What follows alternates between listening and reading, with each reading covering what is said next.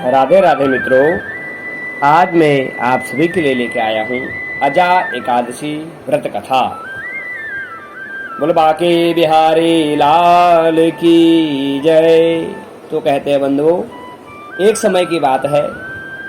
कुंती पुत्र युधिष्ठिर जी कहते हैं, हे जनार्दन, हे केशव, भाद्रपद कृष्ण एकादशी का क्या नाम है तथा उसकी विधि और महात्म्य क्या है, सो सब विस्तार पूर्वक कहिए।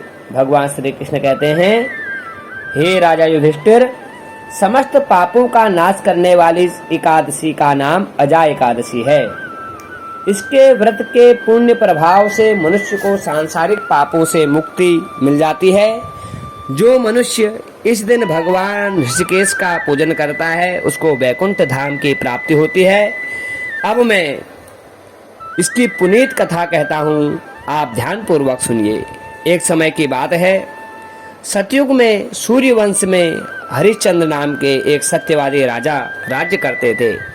एक बार उन्होंने महर्षि विश्वामित्र को अपना संपूर्ण राज्य दान कर दिया और दक्षिणा चुकाने के लिए अपनी स्त्री, पुत्र तथा स्वयं को भी बेच दिया।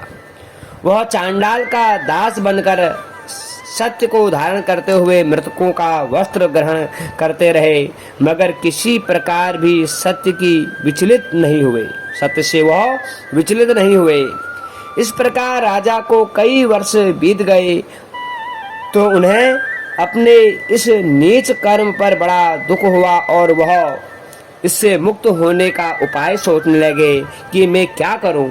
एक दिन राजा इसी चिंता में बैठे हुए थे कि गौतम ऋषि आ गए।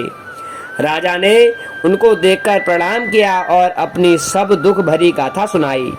राजा की यह बात सुनकर गौतम ऋषि ने कहा, हे राजन, अब से 7 दिन बाद भाद्रपद कृष्ण पक्ष की अजा नामक एकादशी आएगी। तुम विधि पूर्वक उसका व्रत करो। इस व्रत के पुण्य के प्रभाव से तुम्हारे समस्त पाप नष्ट हो जाएंगे।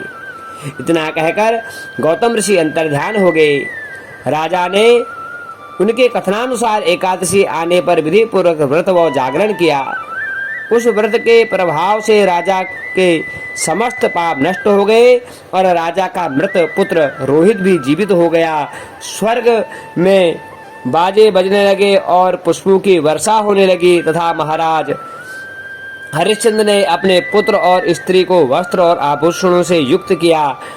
देखा तो उस व्रत के प्रभाव से उसको पुनः राज्य मिल गया और वह अंतः समय में अपने परिवार से स्वर्ग हो गए। हे राजन, यह सब पर अजा एकादशी के प्रभाव से ही हुआ।